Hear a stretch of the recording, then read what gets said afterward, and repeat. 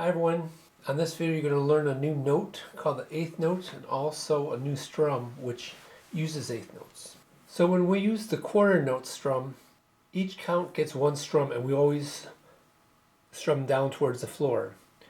An eighth note is a shorter note, and what we're going to do is we're just going to add it right after the second and fourth count. And this is what it looks like. So now to make it right we have to add another one there, so there's two eighth notes, and we'll do the same over here. We're going to make these eighth notes. So they have like a little flag on the side, but if you have two of them together, you're not going to leave them like that. So we're going to connect those two flags with this little bar across it horizontally, and we're going to count it as, we're going to say the word "and" in between.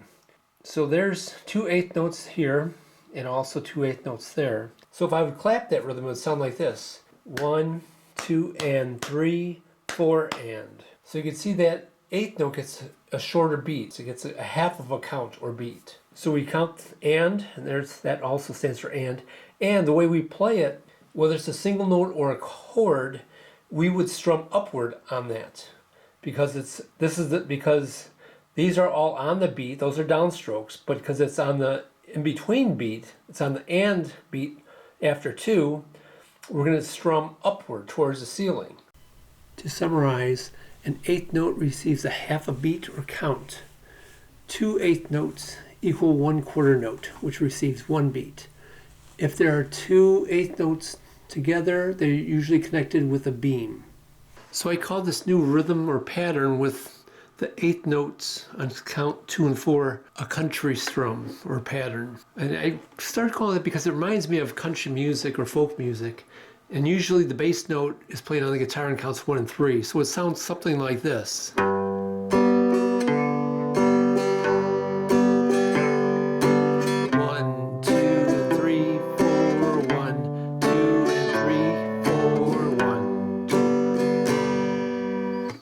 So I'll show you how to play that country strum or pattern on the ukulele.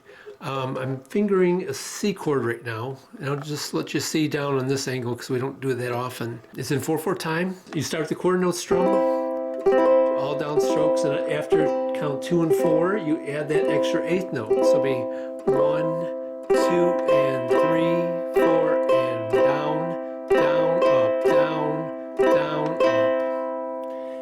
The other thing I want to stress is when you do the upstroke or upstrum, do not hit all 4 strings because it'll sound bad. It'll sound like this. When you come up on that upstroke, you only need to hit 1 or 2 strings, the 2 closest to the floor, so it'll sound better like.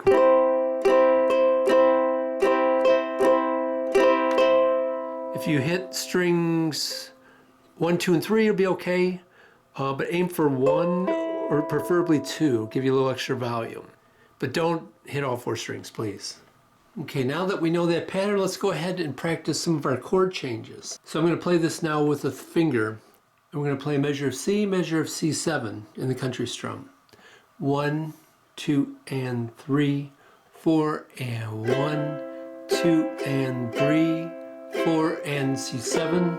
2 and 3, 4, repeat, down, down, up, down, down, up, switch, down, up, down, down, up. Let's try F to C, then F to C7. Country strum, 1 measure of each.